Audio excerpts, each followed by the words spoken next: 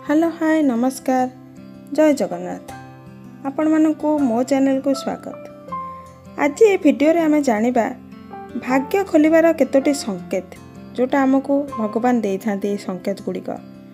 ताहले चलंतु वीडियोटी स्टार्ट करबा। नंबर 1 हठात करी पूजा पाठ रे मन लागिबा। नंबर 2 हाथर पापुली कुंडाई हेबा गोटे भल संकेत बा शुभ संकेत होइता। नंबर 3 बाहर को गले कौनसी सफाई कर्मीर झाड़ू लगाउथबार देखिबा। जदि आमे बाहर को जाइछंती हठात करी आमे देखिबा कौनसी सफाई कर्मी झाड़ू लगाउछंती ता गोटे शुभ संकेत। नंबर 4 हठात करी हाथी आसीबार देखिबा। जदि आमे घरे अछंती जानी नांती गाँ को हठात करी हाथी आसीची आमे देखुछंती बा बाहर को जाइछंती हाथी आसीबार देखुछंती ताहा अत्यंत शुभ होता है। नंबर 5 घरे बिलेई छुआ देबा गोटे शुभ संकेत होता है। जदि आम घरे बिलेई छुआ देउची ताहा गोटे शुभ संकेत होता है। ताकू कदापि बाहर को बाहर करंतु नहीं। नंबर 6 वर्षा हेउथबा समय रे सूर्य को देखिबा। बेले बेले आमे माने बसिति थाउ बा जे कोनोसी काम करि थाउ वर्षा हेउथबा समय रे आमे जदि सूर्य ऊपर नजर पड़ जाए बा देखि पारंती सूर्य को ता गोटे शुभ संकेत होता है।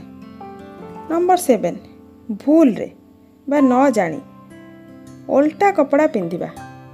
आमे बेले बेले काम को बाहर थांतु बा जे कोनोसी काम करतांतु अन्य मनस्कता हेतु आमे बेले बेले उल्टा ड्रेस साड़ी पिंधि थाउ सेटा गोटे शुभ संकेत होता है।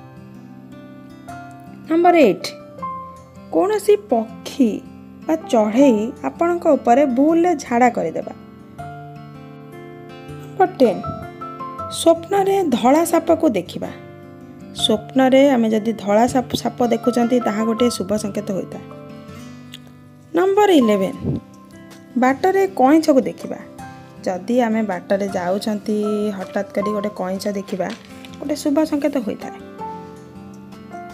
नंबर 12 जोटा कहती टूटा तारा ताकू जदि देखिबा गोटे शुभ संकेत होता है।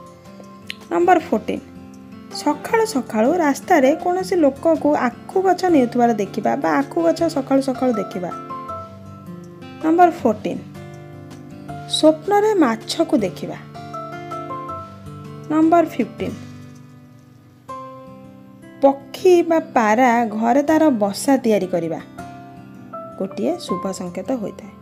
जदि आपन को मो वीडियोटी भल लगी ताने लाइक शेयर एंड सब्सक्राइब करेंगे। वीडियोटी पूरा देखि आपण मानक धन्यवाद। जय जगन्नाथ।